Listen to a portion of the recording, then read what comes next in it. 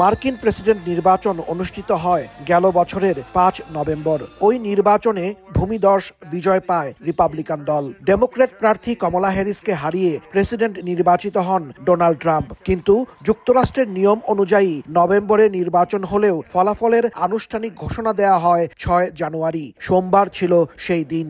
এদিন মার্কিন পার্লামেন্ট ভবন ক্যাপিটল হিলে আইন প্রণেতারা ট্রাম্পের বিজয়ের স্বীকৃতি দেন। কংগ্রেসের দেওয়া অনুমোদনে বলা হয় রিপাবলিকান পার্টি নির্বাচনে নিরঙ্কুশভাবে বিজয়ী হয়েছে এবং ডোনাল্ড ট্রাম্প যুক্তরাষ্ট্রের পরবর্তী প্রেসিডেন্ট হিসেবে যোগ্য। কংগ্রেসের এই স্বীকৃতির ফলে এখন ট্রাম্প ও তার দল রিপাবলিকান পার্টি সরকার গঠনের আনুষ্ঠানিক অনুমোদন পেল।